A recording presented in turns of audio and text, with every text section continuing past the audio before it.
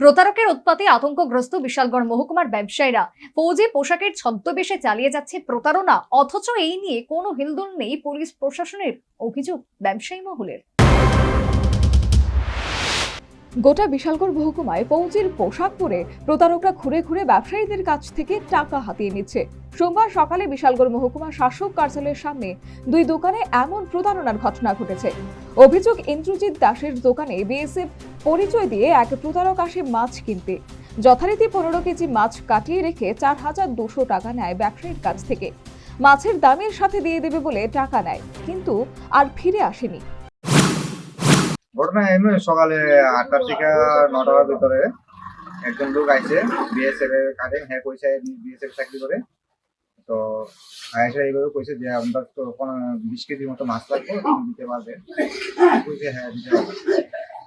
তো তারা আমার দোকানে আরো কাস্টমার আসলো, পুরো ডিটেলস আমি বলতে পারছি না, কারণ আমি বিএসএফ টেবিলের মধ্যে মাছ দিয়ে আরো বেশি মানে সবসময় দিয়ে যায়, প্রত্যেক সপ্তাহে দিয়ে যায়। তো আমি জিনিসটা বুঝতে পারছি না, প্রতারণা করতো আমাকে। কি করছে? আমি মাছ কাটাইছে 15 কেজি, কাটাইয়া ক্যাশ টাকা নিয়েছে আমার থেকে 4200 টাকা।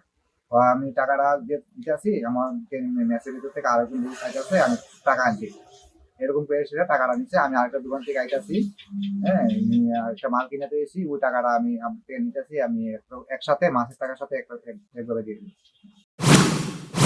মাছের দোকানের উল্টো দিকে রিপন সাহার মুদি দোকানে গিয়ে একই ব্যক্তি 18,000 টাকার মুদি মাল ওজন করান এবং অবলীলাক্রমে সেই মুদি ব্যবসায়ীর কাছ থেকেও 400 টাকা হাতিয়ে নেয়।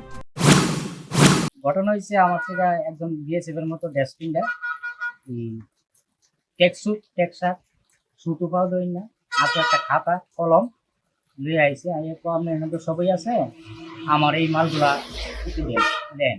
আমি দেখছি, লেখার পরে আমার কাছে আমরা গাড়ি আইব, গাড়ি আইলে আমরা মাল লিয়ে যাবো, টাকা টোকা লুয়ে আইব। তারপরে আমার থেকে 400 টাকা নিচে নিয়ে গুছে সামনে টিকতো আই, আমি 400 টাকা দিয়ে দিচ্ছি।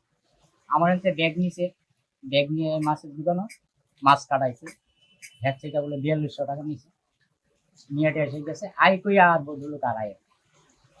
এইভাবে যদি চলাই না সিসি ক্যামেরা এইচডি মুভির সামনে, আমরা কি কইরা বাঁচুন, 400 দোকান আমরা কিভাবে জীবন যেমন রক্ষা করুন, এটা আমরা খুব কষ্ট। কোন ধরনের বাটপারের ভিডিওটা বাইরে গেছে। তিনি বলেন, থানার সিসি ক্যামেরা আছে, সামনেই এসডিএম অফিস, এখানেই যদি এমন অপরাধ হয় তাহলে তারা যাবে কোথায়? কিন্তু পুলিশ কোনো ব্যবস্থা নিতে পারছে না। এই কথা বলে প্রতারিত ব্যবসায়ীরা পুলিশ প্রশাসনের প্রতি ক্ষোভ উগরে দেয়। সেই সাথে প্রতারিত ব্যবসায়ীরা জানিয়েছেন, গত কয়েকদিন আগে বিশালগড় থানা সংলগ্ন নিউ মার্কেট বাজারে গিয়ে এমনভাবে 20 কেজি মাংস কাটিয়ে টাকা হাতিয়ে নিয়ে চলে যায় প্রতারকরা। রবিবার বিশ্রামগঞ্জেও এমনই ঘটনা ঘটেছে। প্রতারক চক্রের উৎপাতে স্বাভাবিকভাবেই আতঙ্কগ্রস্ত হয়ে পড়েছে ব্যবসায়ী মহল। আর এই সমস্যা নিরসনে ব্যবসায়ীরা চেয়ে আছে পুলিশের ব্যবস্থা গ্রহণের দিকে। এখন দেখার পুলিশ প্রশাসন এই নিয়ে কি পদক্ষেপ গ্রহণ করে। Bureau report, news vanguard.